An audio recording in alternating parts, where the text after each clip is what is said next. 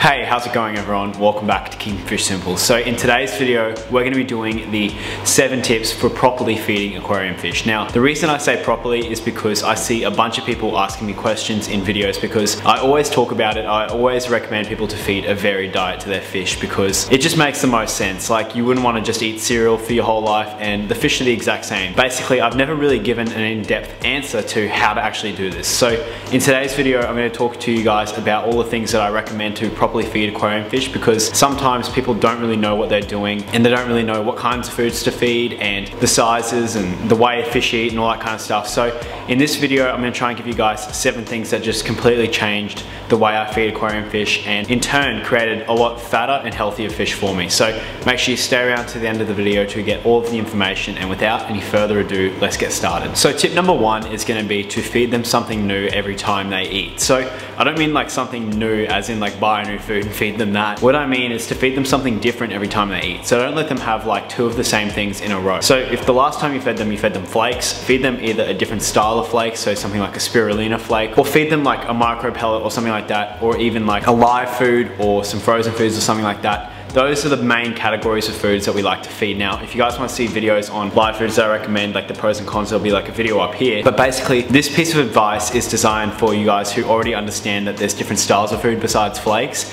And basically, what I'm recommending is, in the wild, the chances that any of your fish that you have in any single aquarium find the same thing twice is very, very unlikely. So what we're trying to do in our aquarium is mimic nature. And one of the best ways to do this is to feed them something new every time they eat. So like I just said, if they've just had some flakes, maybe feed them something different the next time you feed them. And every time you're feeding a fish, try and give them something different than what you did last time. And that's probably the best way to ensure a varied diet in your fish, because a varied diet gives them the best health and all the nutrients that they need to have a really, really good immune system and fight off disease and just to be really, really active and colorful in an aquarium. My second tip is to understand the diet of the fish. Now, obviously, I can't make a video on every single fish and the diet that goes with that fish, but what I'm gonna say is to try and do your research on individual species of fish. So for instance, if you've got like, let's say like plecos for instance. Now plecos, as we know, they are a bottom dwelling fish and they come from really high flowing rivers, and basically the way they find food is going to be completely different to the way a guppy finds food. And we have to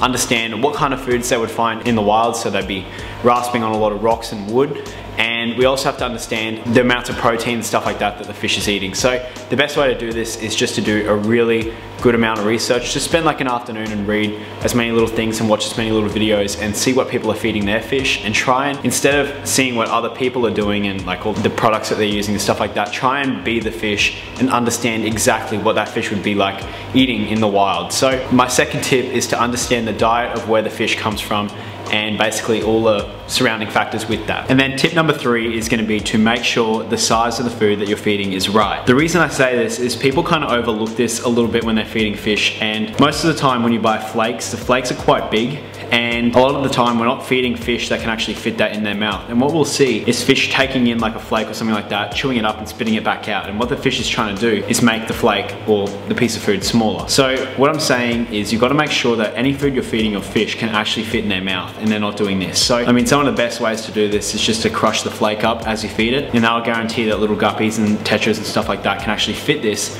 inside of their mouth. But the other thing too is just to shop around and find foods that actually fit inside their mouths. Another really good example is trying to feed stuff like frozen bloodworms to neon tetras, because they can't really fit it in their mouth too well. In general, this can cause problems, but I find it to be just more of an issue of fish really don't want to try and eat something that's just too big. They like to fit stuff in their mouth that's really easy to feed, and just keep this in mind when you're feeding your fish. Try and feed them the right size food and it'll just make life a lot easier. Tip number 4 is going to be a really, really important one, and this is to make sure the food you're feeding isn't expired. Now, this more applies to your dry goods because they are pretty easily expired. The reason I say this is because we're opening up the food every day and air's getting in there, and basically we're doing this for over a year. Now, normally I buy food that's like pretty big. This is a decently large amount of food, and basically people will buy stuff like this to feed one aquarium and it'll last 2 years. Now, over 2 years of just opening food up and, you know, letting it be exposed, it expires really quickly. Check the back of your food and make sure all your food's in date before you feed it, because feeding expired food is a surefire way to get internal parasites inside of your fish. I've done this in the past, and honestly, it's super easy to do, especially if you just have had that flake sitting there for like a couple of years and you think that it's still good to go. It's really important not to feed old food to your fish because it's just not safe. Another thing I see people do is like they'll buy like a secondhand aquarium and it'll come with like old flakes. Now people don't even know how old those flakes are and they feed them to their fish. Save yourself the troubles, go and buy proper food. And I'd recommend if you've got like 2 or 3 aquariums, just buy smaller amounts of food more frequently than buy like a huge bulk amount that you're not going to ever be able to get to the bottom of, because otherwise it's just going to eventually expire and you're going to waste your money. And also when you buy smaller amounts of food, you can actually try and experiment with different things and find which flakes your fish like the most. Now tip number 5 might seem like pretty obvious, and this is just going to be to buy the best foods. Now honestly, there's a lot of people who just try and save money in the areas where it matters the most, and food, look, is not something you want to skimp out on. Buy the best quality food for your fish. Buy the best brands, buy the most expensive stuff within reason. Don't buy like crazy, stupid expensive stuff. But there's a lot of opportunities for people to sell snake oils, and a lot of grocery stores make tropical flakes, and honestly, the ingredients in them just aren't designed properly for the fish that we're trying to feed. So invest in the best quality foods. There's a lot of foods that I use that are expensive, but in the long term they just are a lot better for the fish, and it's just one of the things I recommend heavily, is to invest in the best foods possible. And then tip number 6 is going to be to feed small amounts of food frequently. So I understand people have got jobs, people go to school and stuff like that, but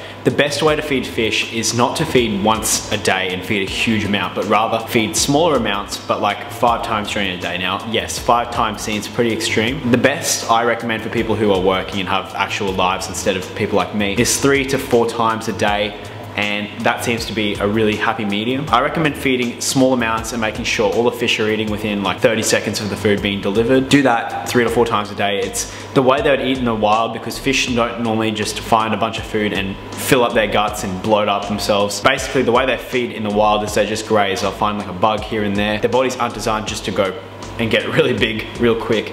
So the best way to do this is to feed frequently, but lots and lots of small times a day. That's my tip number 6. And then tip number 7 is going to be to make sure everyone is being fed. So this is another thing that gets overlooked quite a bit when feeding. The reason for this is because we have fish like corydoras and, you know, plecos and stuff like that. Basically these fish stay down the bottom of the aquarium and they don't ever really go up to the top to eat flakes like your angelfish and tetras and stuff like that would. Basically sometimes these guys can get out competed for food in the aquarium. So this is also common for fish that eat in the mid-ground.